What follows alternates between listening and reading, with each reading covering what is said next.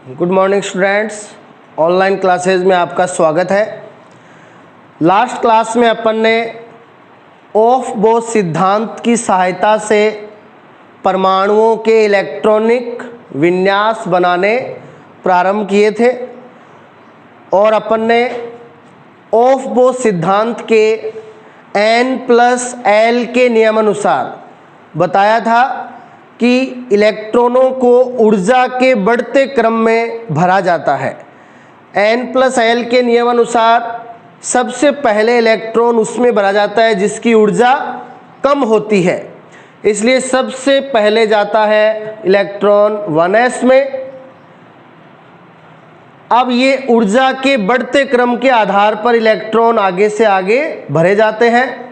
1s के बाद 2s में, 2s के बाद 2p में, 2p के बाद 3s में, 3s के बाद 3p, 3p के बाद 4s, 4s के बाद 3d, 3d के बाद 4p, 4p के बाद 5s, 5s के बाद 4d। इस प्रकार ऊर्जा के बढ़ते क्रम के अनुसार इलेक्ट्रॉनों को भरना, ये जो व्यवस्था है ये क्या होती है? इलेक्ट्रॉनिक विन्यास होता है। ठीक है।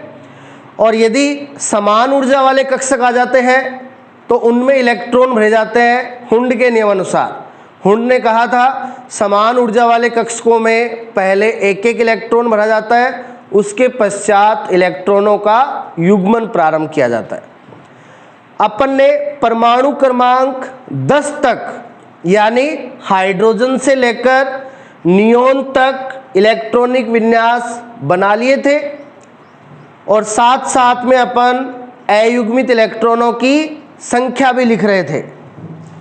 अब देखिए, नियोन तक इलेक्ट्रॉनिक विन्यास हो गया था। अब अपन परमाणु क्रमांक 11 जो होता है किसका? सोडियम का, उसका इलेक्ट्रॉनिक विन्यास बनाते हैं।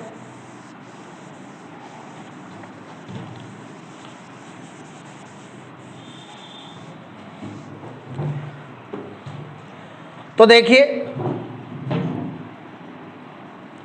परमाणु क्रमांक 11 सोडियम का होता है, सोडियम का प्रतीक Na। अब सोडियम में इलेक्ट्रॉन 11, तो इलेक्ट्रॉनिक विन्यास हो जाएगा 1s2, 2s2, 2p6, 10 electron neon वाला ही सिस्टम रहेगा। अब देखिए, यहाँ पे 2p में कितने हो गए? 6, और अपन को पता है p में अधिकतम कितने भर सकते हैं? 6 ही भर सकते। अब 2p के भरने के बाद इलेक्ट्रॉन जाएगा किसमें? 3s में। तो सोडियम का जो 11वां इलेक्ट्रॉन है वो चला जाएगा 3s के अंदर। ठीक है। अब देखिए, 1s में दोनों युग्मित हैं, 2s में दोनों युग्मित हैं, 2p में जो 6 है वो युग्मित है। p में 3 कक्षक होते हैं, px, py और pz। 1 में 2 तो 3 में 6, यानी यहां तक सारे इलेक्ट्रॉन युग्मित हैं। अब 3s में जो एक इलेक्ट्रॉन होगा, 3s में जो एक इलेक्ट्रॉन होगा वो कैसा होगा? अयुग्मित होगा। इसलिए सोडियम में अयुग्मित इलेक्ट्रॉनों की संख्या 1 होती है। ठीक है। तो ये सोडियम का इलेक्ट्रॉनिक विन्यास हो गया। अब सोडियम के बाद में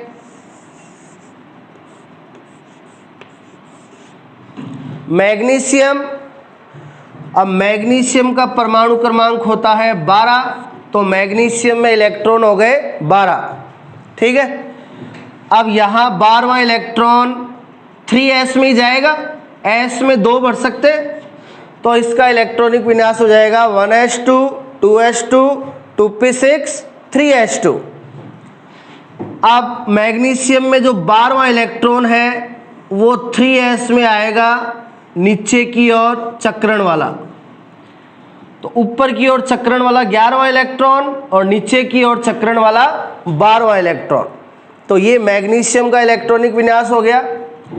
अब यहाँ देखो मैग्नीशियम में 3s में जो इलेक्ट्रॉन है वो भी क्या है, युग्मित है ना। तो मैग्नीशियम में सभी इलेक्ट्रॉन कैसे हैं, युग्मित है। तो मैग्नीशियम में अयुग्मित इलेक्ट्रॉनों की संख्या 0। तो मैग्नीशियम में अयुग्मित इलेक्ट्रॉन कितने हो गए, 0 हो गए। ठीक है, 10 तक इलेक्ट्रॉन की व्यवस्था आप यहां पे देख सकते हो। 10 इलेक्ट्रॉन इस व्यवस्था में होंगे, 1s में 2, 2s में 2 और 2p के तीनों में 2-2।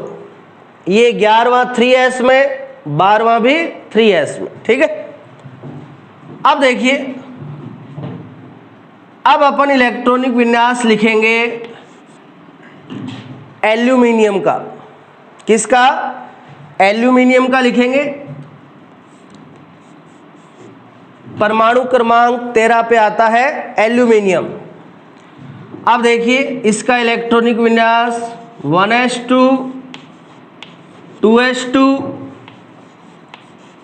2p6 3s2। अब देखिए 3s में 2 हो गए, s में अधिकतम 2 ही बढ़ सकते हैं।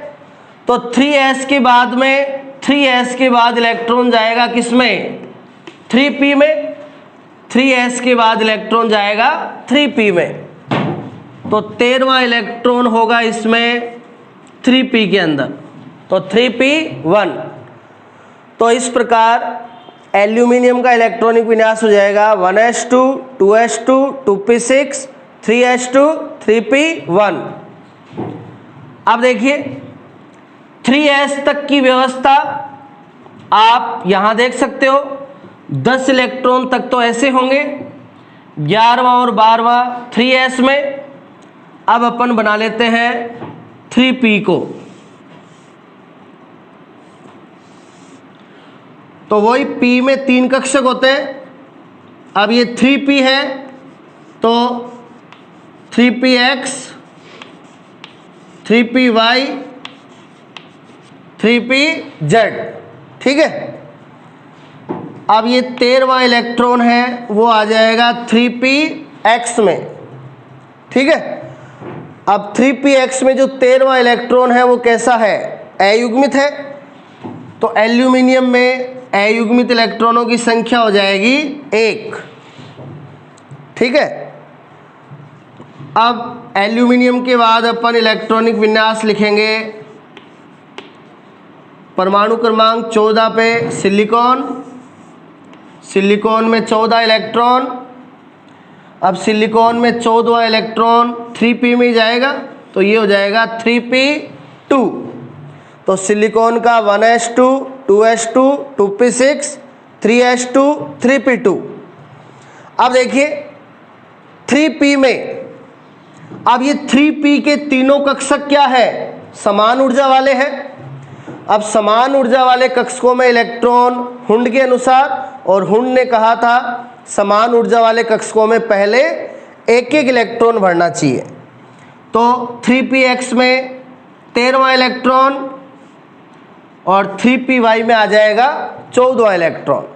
ठीक है, 10 तक तो ऐसे होंगे, 11वां और 12वां 3s में, और ये 13वां 3px में और 14वां 3py में। ठीक है, अब यहां देखिए जो 3p में दोनों इलेक्ट्रॉन हैं ये दोनों कैसे हैं, अयुग्मित है।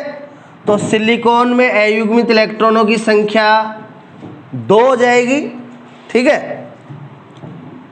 सिलिकॉन के बाद परमाणु क्रमांक 15 होता है फॉस्फोरस का।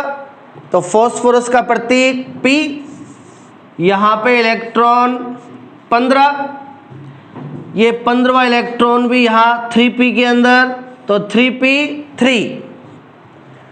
तो फॉस्फोरस का हो जाएगा 1s2 2s2 2p6 3s2 3p3। अब देखिए फॉस्फोरस में जो 15वां इलेक्ट्रॉन है ये जाएगा 3pz में। तो 3p के तीनों कक्षकों में एक एक इलेक्ट्रॉन भर दिए हुंड के अनुसार, क्योंकि इन तीनों की ऊर्जा समान थी। अब 3p में जो तीनों इलेक्ट्रॉन है वो अयुग्मित है, तो फॉस्फोरस में अयुग्मित इलेक्ट्रॉनों की संख्या 3 हो जाएगी। फिर परमाणु क्रमांक 16, परमाणु क्रमांक 16 होता है किसके लिए? सल्फर के लिए। तो सल्फर में इलेक्ट्रॉन 16 या 16वां इलेक्ट्रॉन 3p में जाएगा, तो ये हो जाएगा 3p4। तो सल्फर का इलेक्ट्रॉनिक विन्यास 1s2 2s2 2p6 3s2 3p4। अब देखिए 3p में जो 16वां इलेक्ट्रॉन है वो आएगा 3px में नीचे की ओर चक्रण वाला। ठीक है, पहले तीनों में एक एक भर दिए, अब युग्मन चालू हो जाएगा। तो 16वां इलेक्ट्रॉन 3px में नीचे की ओर चक्रण वाला होगा। ठीक है, तो सल्फर में अयुग्मित इलेक्ट्रॉन कितने बचे? 2। तो सल्फर में अयुग्मित इलेक्ट्रॉन होते हैं 2। ठीक है, अब देखिए फिर परमाणु क्रमांक 17 पे क्लोरीन, क्लोरीन का प्रतीक Cl, इलेक्ट्रॉन 17 हो जाएंगे। अब यहाँ 17वां इलेक्ट्रॉन 3p में जाएगा, 3p में हो जाएंगे 5। तो क्लोरीन का इलेक्ट्रॉनिक विन्यास 1s2 2s2 2p6 3s2 3p5। अब ये 17वां इलेक्ट्रॉन 3py में नीचे की ओर चक्रण वाला। ठीक है, तो अब क्लोरीन में अयुग्मित इलेक्ट्रॉन बचा है 1, तो क्लोरीन में अयुग्मित इलेक्ट्रॉन 1 हो गया। फिर क्लोरीन के बाद 18 पे ऑर्गन, ऑर्गन का प्रतीक Ar, ऑर्गन में इलेक्ट्रॉन होते हैं 18। तो ये 18वां इलेक्ट्रॉन 3p में जाएगा, ये हो जाएगा 3p6। ठीक है, तो ये 18वां इलेक्ट्रॉन आ जाएगा 3pz में नीचे की ओर चक्रण वाला, है ना। तो आर्गन में सारे इलेक्ट्रॉन युग्मित हो गए। 10 तक तो यहाँ पे देख सकते हैं सारे युग्मित हैं। 11वां 12वां 3s में युग्मित है, और फिर 13 से लेकर 18 तक 3p में सारे युग्मित है। तो ऑर्गन में अयुग्मित इलेक्ट्रॉनों की संख्या 0 हो जाएगी। ठीक है, अब देखिए ये ऑर्गन तक का इलेक्ट्रॉनिक विन्यास हो गया। अब ऑर्गन के बाद परमाणु क्रमांक 19 किसका होता है? पोटेशियम का। तो पोटेशियम में इलेक्ट्रॉन 19। ठीक है, अब 18 तक तो ये हो गए। 3p में कितने हो गए? 6। p में अधिकतम 6 ही भर सकते, तो 3p पूरा भर गया। अब देखिए 3p पूरा भर गया, तो 3p के बाद में इलेक्ट्रॉन किस में जाते हैं? 4s में। तो पोटेशियम का जो 19वां इलेक्ट्रॉन है वो जाएगा 4s में। ठीक है, तो पोटेशियम का इलेक्ट्रॉनिक विन्यास हो जाएगा 1s2 2s2 2p6 3s2 3p6 4s1। ठीक है, अब देखिए ये 3p के बाद हो जाएगा 4s, और ये 4s में है 19वां इलेक्ट्रॉन। ठीक है, तो 4s में जो 19वां इलेक्ट्रॉन है वो अयुग्मित है, तो पोटेशियम में अयुग्मित इलेक्ट्रॉनों की संख्या हो जाएगी 1। ठीक है, अब देखिए पोटेशियम के बाद परमाणु क्रमांक 20 होता है किसका? कैल्शियम का। कैल्शियम में इलेक्ट्रॉन 20। ठीक है, अब देखिए 20वां इलेक्ट्रॉन 4s में ही जाएगा, तो 4s में हो जाएंगे कितने? 2। ठीक है, तो ये 20वां इलेक्ट्रॉन 4s में नीचे की ओर चक्रण वाला। तो कैल्शियम का इलेक्ट्रॉनिक विन्यास हो जाएगा 1s2 2s2 2p6 3s2 3p6 4s2।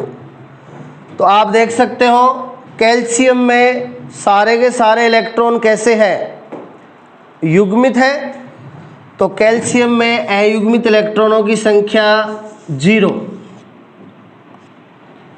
ठीक है, तो ये परमाणु क्रमांक 20 तक के इलेक्ट्रॉनिक विन्यास हो गए।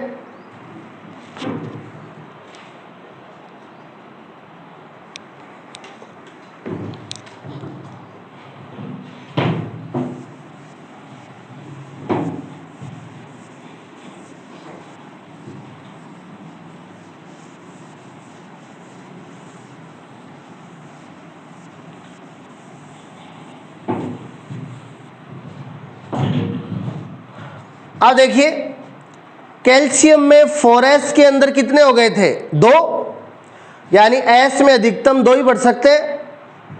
अब कैल्शियम में 4s कंप्लीट हो गया।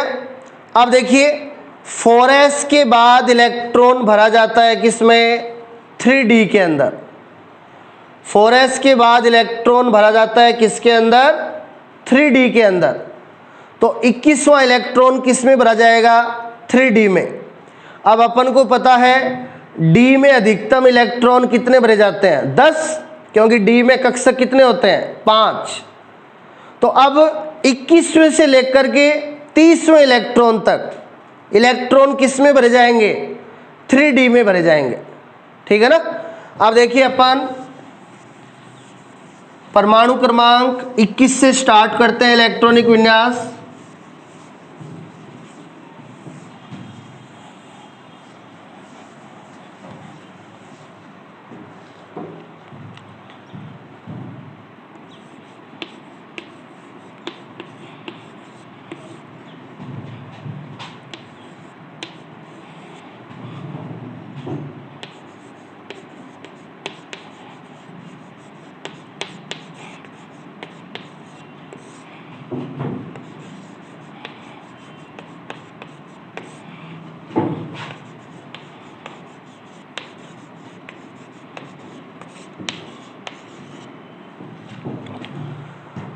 अब देखिए परमाणु क्रमांक 21 होता है स्कैंडियम के लिए। ठीक है, तो परमाणु क्रमांक 21 किसका होता है, स्कैंडियम का। तो स्कैंडियम का प्रतीक Sc।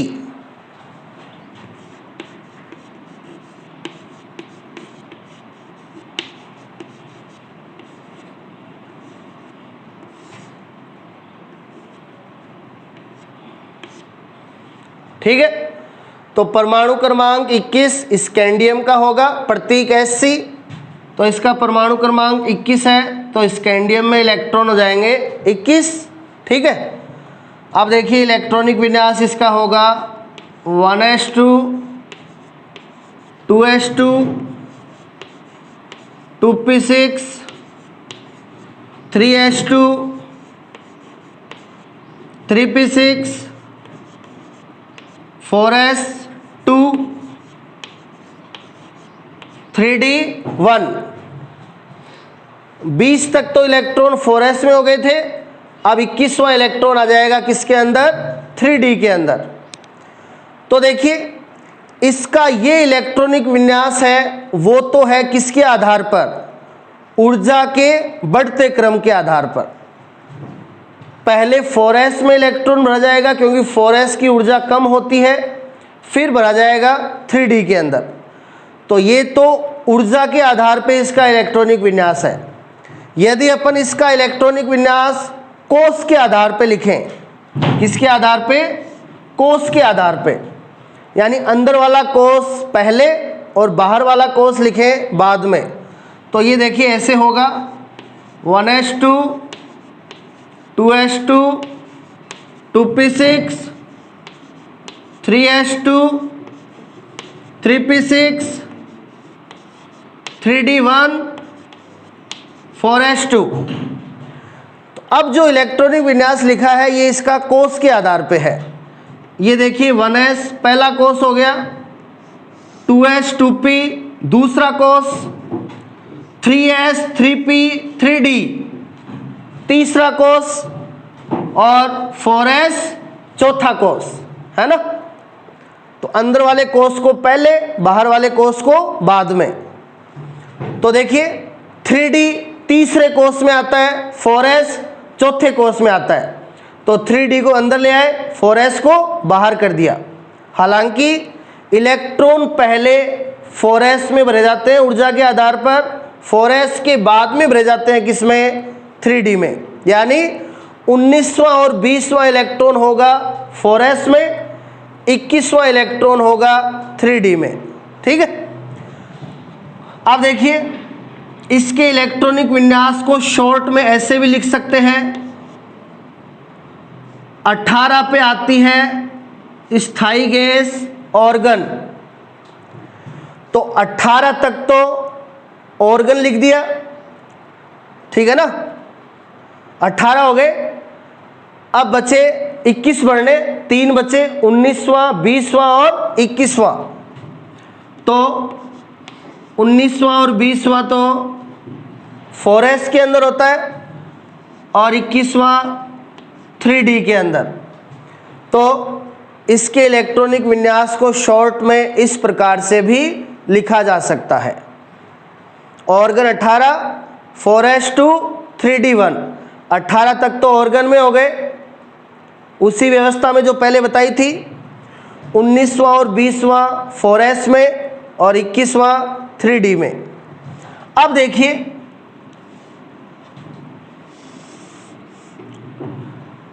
अपन 3D को कक्षक के रूप में लिख लेते हैं।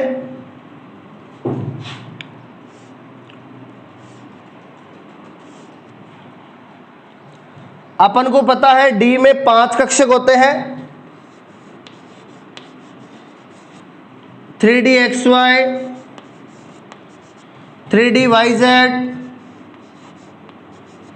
3DZX, 3DX2Y2 और 3DZ2। ये D के 5 कक्षक हो गए। अब 3D में एक इलेक्ट्रॉन है, तो ये इलेक्ट्रॉन आ जाएगा किसमें, 3DXY में। तो स्कैंडियम का 21वां इलेक्ट्रॉन किसमें होगा, 3DXY में। ठीक है।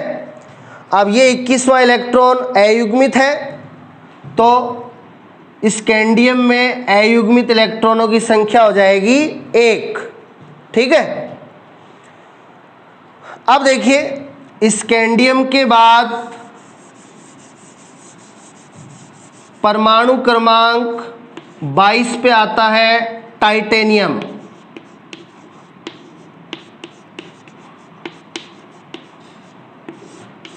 परमाणु क्रमांक 22 होता है टाइटेनियम का।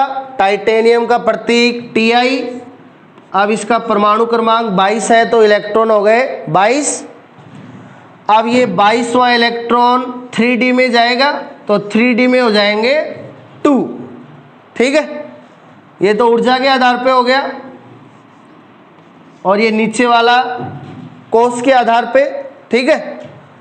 और ये शॉर्ट में हो गया आर्गन 18, 4s2, 3d2।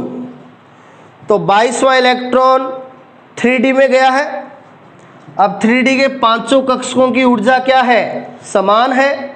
तो समान ऊर्जा वाले कक्षकों में इलेक्ट्रॉन हुंड के अनुसार पहले सभी में एक एक।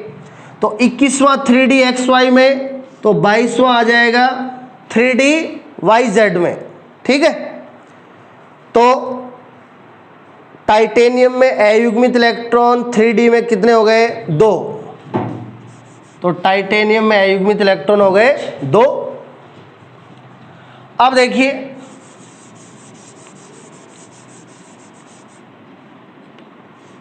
परमाणु क्रमांक 23 होता है वेनेडियम के लिए।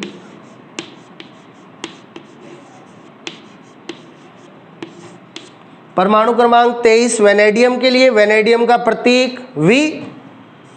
अब इसका परमाणु क्रमांक 23 है, तो इसमें इलेक्ट्रॉन हो जाएंगे 23। ठीक है। तो ये 23वां इलेक्ट्रॉन 3D में आएगा, तो 3D में हो जाएंगे 3। और ये कोष के आधार पे ये हो जाएगा, और ये शॉर्ट में तो वेनेडियम का इलेक्ट्रॉनिक विन्यास 1s2 2s2 2p6 3s2 3p6 4s2 3d3। कोष के आधार पे 1s2 2s2 2p6 3s2 3p6 3d3 4s2 और ये शॉर्ट में आर्गन 18 4s2 3d3। अब यहाँ जो 23वां इलेक्ट्रॉन है वो जाएगा 3dZX में। हुंड के अनुसार पहले पांचों में एक एक भरेंगे तो 23वां आ जाएगा 3dZX में। अब यहाँ अयुग्मित इलेक्ट्रॉन कितने हो गए? 3 हो गए। तो वेनेडियम में अयुग्मित इलेक्ट्रॉनों की संख्या होती है 3। तो इस प्रकार आज अपन ने परमाणु क्रमांक 23 यानी वेनेडियम तक के इलेक्ट्रॉनिक विन्यास है वो बना लिए हैं। इनको आप अच्छी तरह से पढ़ना। अब परमाणु क्रमांक 24 और उससे आगे के इलेक्ट्रॉनिक विन्यास अपन अगली क्लास में करेंगे। Thank you.